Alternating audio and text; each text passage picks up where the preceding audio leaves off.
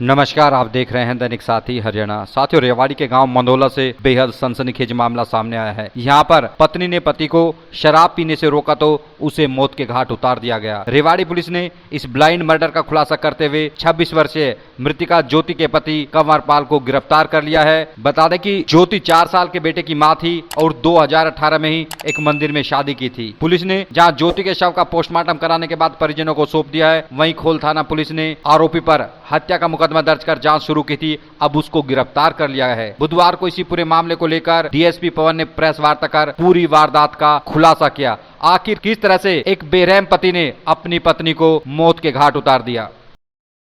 देखो, ये 31/5/2026 की घटना थी। कंट्रोल रूम में किसी सनोज जो दवाना का रहने वाला था, कंट्रोल रूम में सूचना दी थी कि दवाना की जो फॉरेस्ट की ज़मीन है उसमें कोई डेड बॉडी है। कंट्रोल से सूचना थाने पर दी गई। सूचना पाते ही ईआरवी को भी सूचना दी गई, तो ईआरवी भी और पुलिस थाना खोड़ा एसएचओ अपनी टीम के साथ मौके पर पहुंचे और मुझे जैसे सूचना देगी मैं भी मौके पर तुरंत पहुंचा। हमने जाकर के मौका मुआयना किया, सीन ऑफ टीम क्राइम को बुलाया और हमारे पुलिस अधीक्षक महोदय को सारी जानकारी दी कि ऐसे ऐसे मामला है। तो साहब ने, एसपी साहब ने आदेश दिए कि सीन ऑफ क्राइम टीम को मौके बुलाया जाए, डेड बॉडी की हालात में मुआयना करवाया जाए, जो रूट पर सीसीटीवी है उनको खंगाले जाएं, आसपास के लोगों से पूछताछ की जाए। उसके बाद में हमने जैसे श्रीमान पुलिस अधीक्षक महोदय द्वारा जो डायरेक्शन मिली थी उनका अनुपालना करते हुए हमने सभी रूट के सीसीटीवी खंगाले।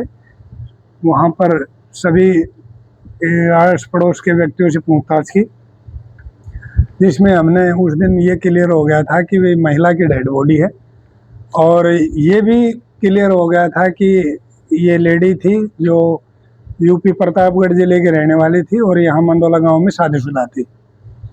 उस बात के उपरांत हमने पताजोई करने पर यह सामने आया कि ज्योति नाम की लेडी थी और कंवरपाल नाम का आदमी है जो मंदोला का रहने वाला है, उससे शादीशुदा थी।